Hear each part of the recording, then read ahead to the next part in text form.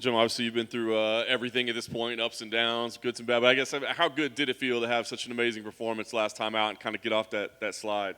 It felt great. Like when you're dealing with, I mean, any loss, you get one loss, you always want to come back and, like erase it, right? So,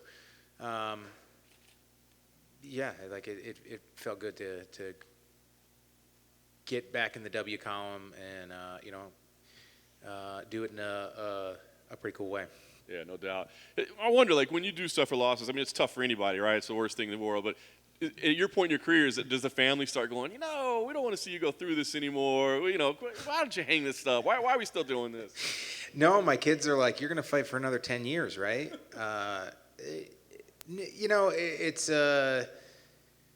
there's ups and downs to it, but like, I mean, granted, you take a little bit, a little more bruising, a little more like cuts in a fight, but the most banged up they see me is from training sessions, So, that's just the life. Yeah, it's not terrible, terribly bad. It's not the worst thing. It's a brief moment. A 15-minute fight is 1% of your day, So like, sometimes it goes the other way, and you're not there. And sometimes things come out that's like awesome and amazing, and you have great performances. But in the grand scheme of things, it's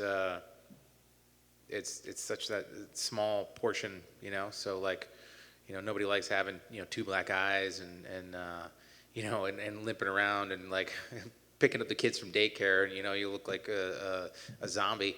But that's the lifestyle that I chose. So yeah, we're cool with it. That's awesome. How much does MMA take up in terms of your day? Like, I see like your social media. I mean, you're at basketball games and wrestling tournaments and all kinds of stuff. So I mean, is it like just a tiny part of your life at this point? And is maybe that a good thing, that it's not all encompassing at all times? Well, I've never been one of those guys that is like, just a fighter, right? Like there's always been other stuff, and I remember Cerrone saying something about it where he's like, I got to be me, when people were giving him crap for doing all the awesome shit that he does, and I've always kind of been the same way, where it's like, I'm afforded this luxury of really being able to make my own schedule when it comes to training, so I kind of abuse it, So like, I get my training in when I can have my training partners and trainers there and stuff like that. But I do all these other things, and yeah, I'm not good at taking pictures while I'm training. Like, it's never been my thing. But yeah, so there's constantly stuff going on, and lately with the kids in the sports and stuff like that, it's the last like couple weeks has just been a whirlwind of wrestling matches and basketball games, and my daughter has a dance recital this weekend, and it's just been crazy. My wife and I have been like two ships in the night, just passing, like, hey, how you going? Yeah. See you later. So, living in my truck, so it's not the best, right? But it's still fun. That's awesome. So this matchup with Nikolas, I'm just curious what you think about it, right? Because I felt like it was weird when they put it together the first time. I mean, obviously you're the uber veteran, he's making the newcomer, and now they put it back together. Was it kind of weird for you? Like, why does this guy's name keep coming up for me? I did kind of think it was weird when it came up again. With the opportunity to fight, I expected him to take another fight. But whatever happened, So yeah, it's. I had a training camp for him already, so when I got the call, it was like, okay, we've already worked on some stuff for him, so there's not going to be any change on my side. So yeah, good. What, 9 years younger than me, something like that. He's been fighting for a while. Good power striker, but nothing absolutely crazy. Like I did see one somebody's headline was like. Said that he was a weirder opponent for me, and it was because I was saying that he's not 6 foot tall. Like, it's different, but the way that they wrote the headline was like, hey, like I didn't call the guy out on anything. I just said that he was a short shit like me. Like, so Yeah, I think it's a good matchup. You know, it's another one of these guys that's coming in to make their debut against me, which I feel is you know, like the way I would approach it, I'd be, nothing to lose. But I've seen everything, so he's got a task ahead of him. So I'm looking to use my strengths and that experience to get the W. Did he cross your radar at all? He spent some time up in New Jersey for a while. I mean, did you ever see him at like a regional show or a corner again? I mean, were you aware of him at all? No, I really wasn't. I mean, he fought on some of the cards that some of my other guys fought on, but I'm usually like there and back and and out. So yeah, I just try to get back to the woods and where it's quiet. So. Is there any, like, you talked about your experience level versus his. Is there like any kind of mental warfare you can do, whether it be in a face-off, whether it be in interviews, whether it be, I don't know, at the start of, I mean, like, is there anything you can do where, like, I'm going to make sure this kid knows, like, this is his first time? I mean, there's nothing that I do, like, I mean, I could be like, hey, I've fought former champs and guys that went on to be champs, like I've fought the best of the best. And done pretty well. So, that experience it's a weapon. It totally is a weapon. It's a tool that I have that I've prepared for every body type and style set at this point.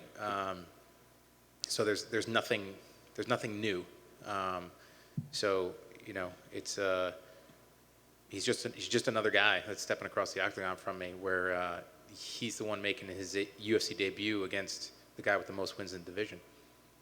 How are we tracking for UFC 300? Are we still on pace for that now? Still feeling good. Yeah, still feeling good. So, I was just saying before, like I was so close to retiring in 2016 and being able to come back from that and then getting a handle on it by changing my lifestyle and my diet.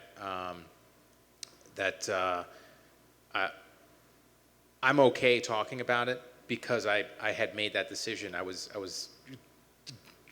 crawling to get to UFC 196 so that I could ask to fight on 200 to retire. So like the decision has already been made, and the idea of like making that last walk has already been put into my head. And I don't think that's a bad thing because I'm embracing the opportunities, and I get to fight. I get to continue to fight where it's like I almost had to hang them up. So. Yeah, like I'm enjoying the ride, and I'm gonna enjoy it as long as I can, and I'm also prepared, for when that day comes, and like I can't wait. I can't wait to know that I'm walking to the octagon for the last time. It's gonna be exciting for me. So I'm really hoping that it's in front of everybody. That's awesome. Does this feel just like bonus time in your career, basically? I mean. Yeah, it really does. It really does. It's I don't know if you guys get there, but I think there's a difference in my my attitude and my approach. When I started to come out of that, like at least I feel. Maybe everybody else didn't notice it, but yeah, like it was kind of like just a new opportunity. Because like it was hell. It sucked, and even finding out when I got sick and having that first couple months of like I felt way better, I was at a 9, and then I was like, oh well, we came back to like 50%, but it still wasn't anywhere near 100%.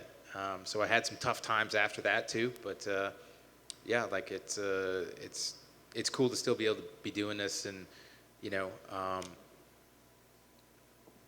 there's a lot of things that happened that went right, and it's like it's my path, so I'm not going to complain about it.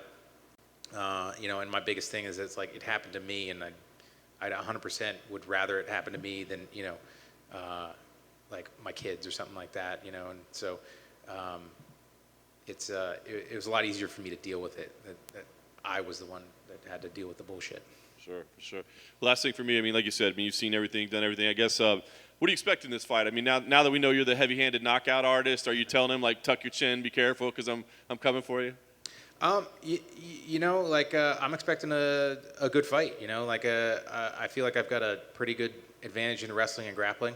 Like I said, he's a heavy-handed striker, a hard striker. So, I'm going to come in there and mix it up. And it's not the first time I fought somebody that hits hard. I can still remember Melvin Gillard hitting me. I can still remember Anthony Pettis hitting me. And I can still remember Dwayne Ludwig hitting me. So it's like there have been plenty of guys that had knockout power that I've been across the octagon from. So I'm looking to go out and fight. Like I don't necessarily like have these perfect visions or this specific thing or game plan. It's like it's a fight. I'm going to throw hands, throw legs, and it's just going to be a dust cloud until it stops.